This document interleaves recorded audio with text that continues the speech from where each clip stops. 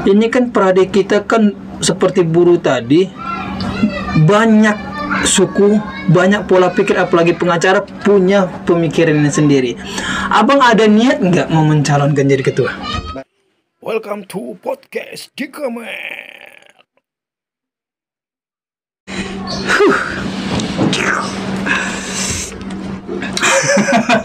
Halo Pak. Jadi khasnya begitu, jadi suka ketika saya ngelihat tuh ketawa, senyum Andika itu yang membawa inspirasi sebenarnya buat teman-teman. Jadi asik terus gitu. Iya, biar hidup suasana ya Bang. Benar-benar. Iya, karena kalau tegang-tegang kali kan jadi garing. Iya kan? Tambahan apa namanya? Nggak keluar inspirasi, malah mau kayak bertarung aja ya. Iya, kayak mau bertarung aja. Karena sementara sudah terlalu sering kita bicara di pengadilan, gitu kan tegang-tegang semua kan. Iya, betul. Maka seharusnya kan di luar juga tidak perlu di bawah yang di dalam itu. Betul, tapi sering juga gitu Bang. Sering juga, kita kan pengacara nih kan. Sering juga kita, ya semoga lah kita enggak, maksudnya yang di persidangan itu kan masalah klien kan. Tapi sering juga kita membawa ke ranah pribadi. Ya itu yang kadang-kadang seharusnya kita profesional itu menyampaikan sesuatu sesuai dengan profesi kita, tapi dengan etika. Betul. Nah, ketika kita berdebat, mengeluarkan teori, menguji fakta, ya kan, kemudian itu kan di dalam ruangan. Betul. Dalam ruangan yang terbatas dan kapasitas kita juga terbatas. Nah, ketika di luar kan silaturahmi tetap jalan karena persoalan itu tidak pernah terselesaikan di luar. Betul. Yang di luar itu kan sebelum persoalan-persoalan kita bawa ke proses-proses persidangan, misalkan begitu, atau proses hukum yang kita lihat sebagai ultimum remedium misalkan. Ya sudah terakhir itu, tapi kan sebenarnya ada ruangan-ruangan untuk diskusi, ngobrol. Kita mestinya begitu, jadi nggak tegang. Iya, betul. Di dalam tegang, di luar tegang, nggak berteman. Ini iya, lucu gitu. Jadi seolah-olah problemnya orang lain itu sebagai problem kita. Iya. Gitu loh. Betul. Ini kan ini problem orang, tapi kita disuruh nangani problem itu secara profesional. Jangan dianggap perkara dirinya sendiri. Betul. Nanti ribut sama klien sana, sama teman sana, sama teman sana. Udah jadi tegang semua. Padahal ya mestinya tidak perlu seperti itu. Iya, karena gini kan Bang. Kalau klien kita itu kan mungkin ya sekali jadi klien kita. Iya. Teman kita sejawat rekan selamanya. Nah, itu jadi selamanya. Makanya ini yang perlu juga ada pandangan-pandangan, ada kesepakatan-kesepakatan. Ada suara hal yang demikian itu kita sampaikan. Silaturahmi itu juga penting, pertemuan itu juga penting, kemudian membahas itu juga penting, sehingga mendewasakan setiap orang yang berprofesi sebagai pengacara. Itu harusnya demikian. Betul. Jadi kalau misalkan kita lihat contoh-contoh yang di permukaan, yang di atas diskusi itu sebenarnya bisa dianggap kita mainan, ya guyonan kan gitu. Tapi ketika di luar ketemu gini, ya udah kita asik-asik aja. Diskusinya diskusi nyambung, kecuali kita nggak mendiskusikan persoalan perkara, kan gitu kan. Nah, tergantung itu kemampuan dari teman-teman memahami profesi, kemudian kemampuan teman-teman dalam rangka mengupdate informasi, ya kan, pengetahuan dia baik teori kan sebenarnya kan di situ aja. Betul. Baru kemudian kita bisa bertarung fakta, bisa bertarung teoritis. Jadi ya mestinya tidak perlu harus bersinggung, harus kemudian sambil melirik-lirik ketika ketemu teman, atau mungkin sambil senggolan gitu kan, supaya lawan temennya ini menjadi panas dan kemudian menjadi terinspirasi untuk adu terus dilaporin kan gitu. Kan lucu juga kan kalau profesi kita. Tapi kan banyak kayak gitu Bang ya. Ya saya kira tidak bukan tidak ada ya. Ada gitu kan. Karena memang kemampuan itu juga penting. Kemampuan mendewasakan dirinya. Betul. Gitu ya. Kemampuan secara psikologis menghadapi lawan. Betul. Kemudian pede. Orang kalau tidak pede itu kan kemudian dia membawa sesuatu dari luar dirinya. Iya, betul. Kan gitu, secara psikologis dia menutupin di situ. Betul. Untuk apa? Untuk nutupin. Iya. Untuk nutupin apa? Bisa nutupin kepada klien, bisa nutupin kepada teman sejawat atau rekan sejawat, kan semuanya persoalannya di situ. Setuju. Padahal kalau misalkan kita dewasa itu artinya kan memahami sebuah proses berpikir, gitu kan, sehingga ketika mengambil langkah, mengambil sebuah keputusan, bersikap itu ya enjoy aja. Ya, betul. Jadi harapan kita nanti ke depan teman-teman, kalau misalkan ada itu, mungkin kalau di pradi kita mungkin enggak lah, tapi mungkin di OA yang lain yang kadang-kadang, tapi kan kita juga nggak bisa meminterkan OA yang lain. Yang kita pinterkan itu ya OA kita lah, rumah kita ya. tapi hanya sekedar bagaimana menghadapi orang-orang yang semacam itu perlu teknis dan cara sendiri, gitu kan. Aku setuju Bang, yang Abang bilang untuk menutupi diri. Kemungkinan kalau ada tipe-tipe seperti itu berarti dia tidak menguasai materi yang sedang dipersidangkan. Bisa, ya kan? bisa. Menutupi kelemahannya dan nggak malu depan klien. Iya. Ribut, ngajak ribut. Karena sudah sidang, selesai sidang, jawaban. Mungkin di situ ada problem, ya kan? Problemnya bagi dirinya, gitu kan. Tapi kemudian keluar, kliennya kan bingung, ini gimana? Enggak Bu, ini harus begini, ini Pak, kan gitu kan. Jadi dia untuk mencari simpatik lagi itu memang harus membangun dengan cara yang seperti itu, gitu. Bisa menjelekkan, bisa berhadapan-hadapan, bisa ya banyak hal lah. Tapi saya kira memang itu menutupi dirinya karena kelemahannya, gitu. Bang, Abang advokat sejak kapan Bang? Saya advokatnya itu sejak tahun 2001. Waktu itu zaman belum pradi ya. Belum pradi. Karena itu pas masa transisi. Jadi pada saat itu dibentuk karena persiapan untuk undang-undang gitu, sehingga sebelum itu ada masa namanya Komite Kerja Advokat Indonesia.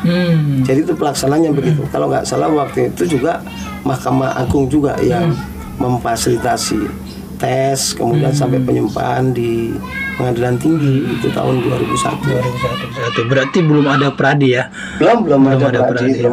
Sulit nggak kemarin pas ujian? Kenapa? Sulit tidak? Menurut saya sih tidak sulit ya. Kalau misalkan kita ini jadi pengacara itu sebenarnya tidak otodidak ilmu yang kita dapat, ya.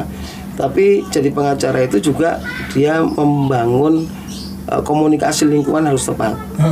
Jadi begini, kalau misalkan pengacara dia kutub buku saja, itu dia tidak bisa membangun psikologis, baik dirinya, lingkungan maupun terhadap klien. Termasuk kita menghadapi mungkin pada saat tes. Kalau tes itu kan bukan persoalan mudah atau susah, tapi persoalannya kita memahami proses dari awal.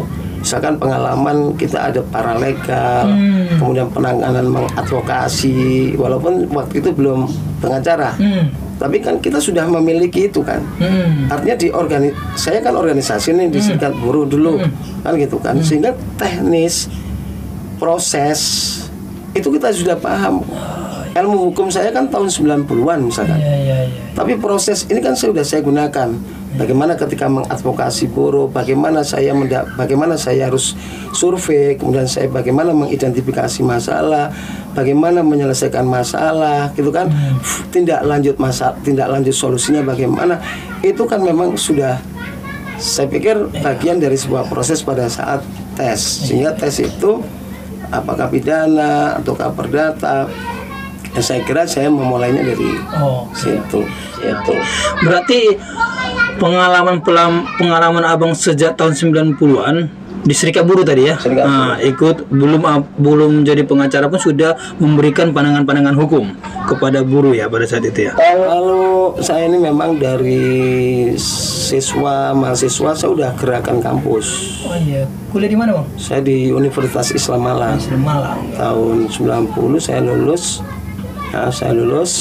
Kemudian saya, kalau sebelumnya udah gerakan-gerakan kampus ya. Jadi saya misalkan dari Malang ke Surabaya, dari sudah ada aksi ke ITB ke Bandung, jadi ke Jakarta.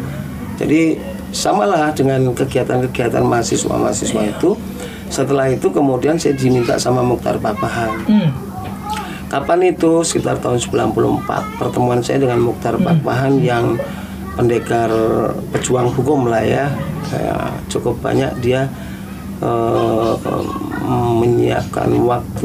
menyediakan waktunya untuk para buruh, sehingga dia memang all out gitu ya dalam rangka memperjuangkan buruh di Indonesia ini. Nah, pertemuan saya tahun 94 pada saat itu saya diminta oleh beberapa teman-teman yang aktif di gerakan politik maupun gerakan-gerakan sosial ngasih tahu sama saya, Bang, kamu mau nggak ikut kegiatan ini? Ada Bang Mukhtar mau ada pelatihan namanya Batra Basic Training SPSI. Di mana itu? Nah, adalah di daerah Jawa Timur itu namanya Pusat Pendidikan Lingkungan Hidup. Jadi pertemuan di situ saya. Setelah pertemuan di situ, sore ini hari Jumat, sore hari sekitar jam 4, tiba-tiba ada polisi datang. Kita udah kumpul kan, banyak lah, sekitar 20 orang yang mau menyelenggarakan kegiatan itu di hari Jumat. Tiba-tiba polisi datang di tempat itu, terus kemudian minta supaya kita nggak ada kegiatan. Dihentikan lah ya? Dihentikan kegiatan itu. Kenapa dihentikan? Karena pada saat itu kan zaman Orde Baru. Zaman Orde Baru itu kan ideologi stabilitas politik, stabilitas ekonomi, stabilitas keamanan, ya kan, stabilitas sosial, semua harus stabilitas. Tidak ada orang yang boleh bersuara mengkritik, gitu ya. Ngikut aja ya. Jadi pokoknya ngikut aja. Maka waktu itu kan ada Marsina tahun 92 gitu kan, itu mulai gerakan-gerakan menjadi inspirasi dari gerakan serikat buruh kan. Nah, maka kemudian saya diminta oleh Mukhtar Pakpahan, kalau apa kamu berjuang di Batam, kan gitu nih tahun 94. Nanti dirikan serikat buruh di sana, kamu bisa berjuang di sana. Tapi sebelum di sana kamu harus ke Jakarta dulu. Nah, ketika saya di Jakarta orientasi itu artinya belajar untuk mengorganisir gitu ya. Jadi mulai dari problem, kemudian pendampingan, sampai aksi, sampai hasil, gitu kan. Ada 5 wilayah waktu itu yang saya hadiri dan mereka mogok semua di PT itu. Kawasan Cibitung, Jakarta Utara, kemudian Tangerang. Tangerang itu ada 2 perusahaan, ada kawasan Gajah Tunggal, kemudian ada kawasan Pasar Kamis. Kemudian di Bogor itu ada Repraver kalau nggak salah dulu tahun sekian itu. Kemudian di Bekasi ada Mulia Glass Industry. Ya, nah setelah saya mengorganisir Moko ini mampu terkonsolidasi gitu kan, tertib gitu kan, sesuai dengan aturan mainnya, maka kemudian saya bilang sama Bang Mukhtar. Pada saat itu Bang Mukhtar ada di Cikini, di rumah sakit Cikini. Beliau lagi sakit pada saat pembantaran, statusnya dia lagi tahanan kepolisian Medan kalau salah waktu itu ya. Udah akhirnya dirujuk di Cikini. Saya bilang sama Bang Mukhtar, udah Bang, saya siap udah ke Batam. Akhirnya saya berangkat ke Batam ya dengan modal kayak waktu itu sebetulnya ada misi in action lah. Jadi apa ya, sesuatu yang tidak mungkin menurut saya karena saya sendirian ini. Tahun 90-an. Tahun 94 itu saya sendirian disuruh berangkat ke Batam yang saya tidak tahu petanya. Batam itu seperti apa, di mana kan gitu nih. Sorry Bang, seperti Nabil ini ya. Kamu ke sana. Oh, dia belum tahu apa-apa kan? Belum tahu apa-apa. Jadi semacam ya saya pikir saya sudah memiliki modal tadinya kan. Tadi saya sudah memiliki kemampuan mengorganisir tadi itu, sehingga tahun 94 akhir saya berangkat ke Batam lewat kapalnya turun di Tanjung Pinang. Nah, alhamdulillah waktu itu saya bisa tidur di tempatnya Pak Hanjaya Putro.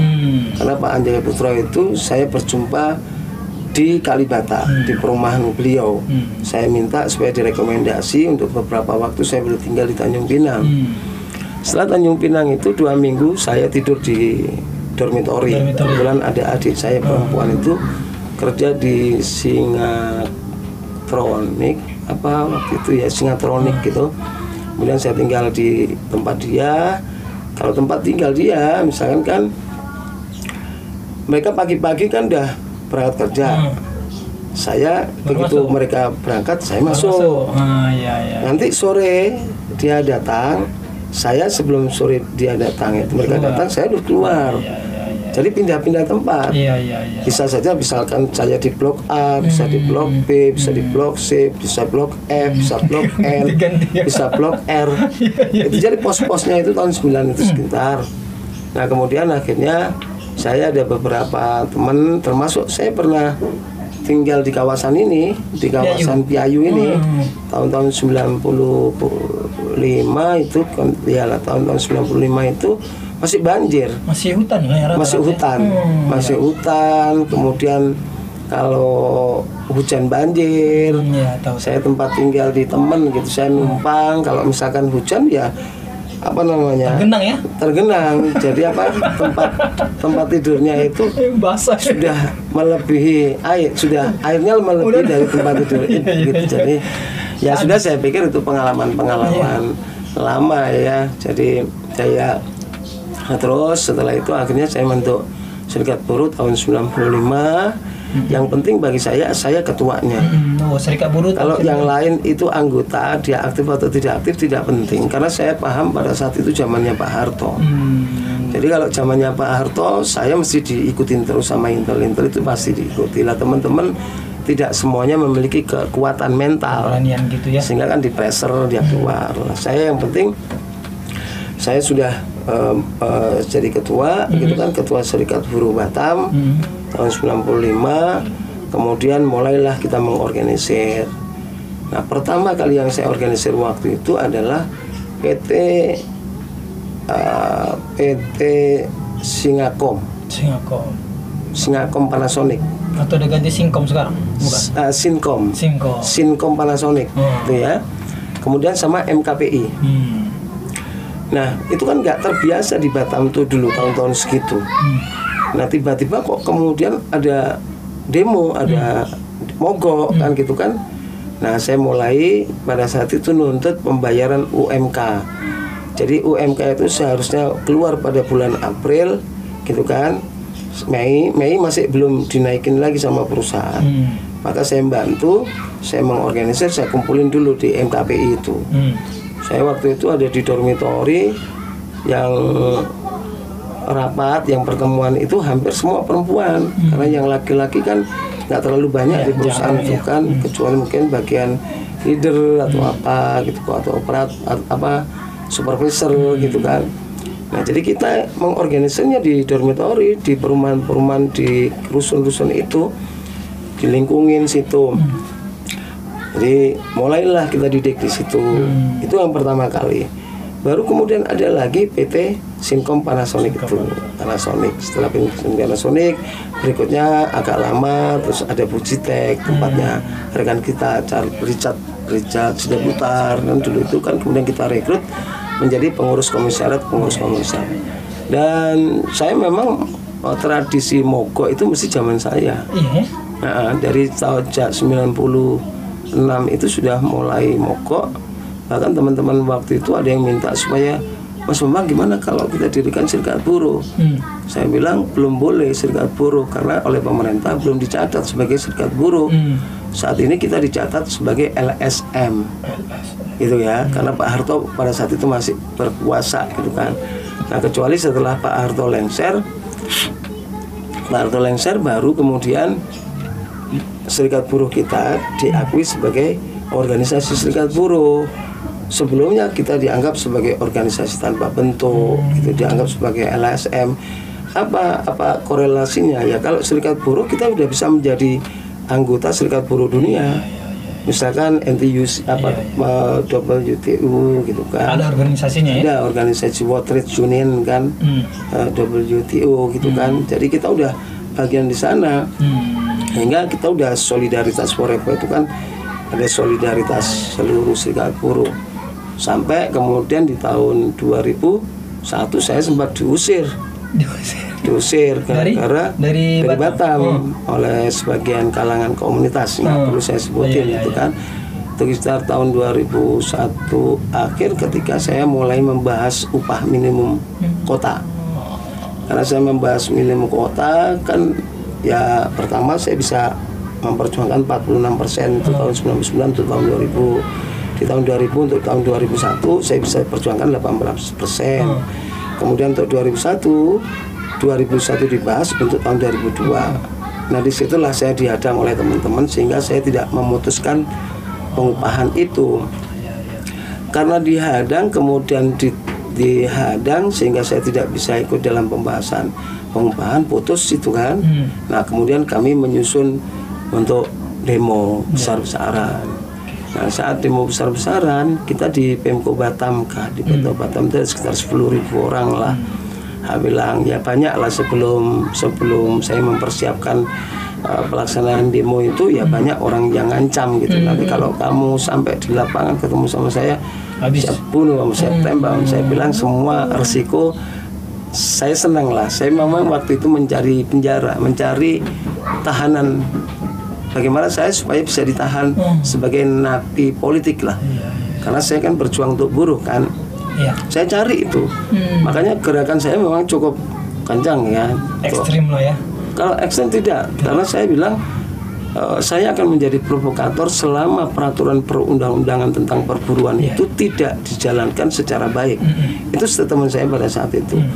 Akhirnya saya diadili sama teman-teman. Ya berakhirnya kita dengan baiklah, asik-asik sajalah. Kalau itu mengenai peristiwa kan. Karena memang di tahun 96 saya sudah ketua Gema MKGR juga. Ketua Gema MKGR itu cukup lama. Kemudian 97 saya di KNP Kota. Waktu itu ketuanya Bang Tabah Iskandar yang anggota kita juga di Pradi. Kemudian setelah itu ketuanya lagi Derman. Jadi sampai proses ketuanya Birto di provinsi saya ikut terus di kegiatan KNP. Artinya apa? Ya cukup banyaklah kegiatan-kegiatan yang saya ikuti dengan kawan-kawan dalam rangka kegiatan organisasi itu. Karena menurut saya organisasi ini satu, pertemanan kita banyak. Yang kedua mengolah rasa kita, karena teman kita juga banyak, bermacam-macam orang, bermacam-macam warna, bermacam-macam suku. Itu kan kemampuan kita untuk bisa mengolah rasa gitu kan. Kemudian yang kedua adalah kemampuan pikir kita. Semakin banyak kita bertemu teman, semakin banyak kita diskusi, semakin banyak informasi yang kita dapatkan, sehingga kita menjadi asik sebenarnya di organisasi itu. Itu yang saya rasakan ya selama kurun waktu.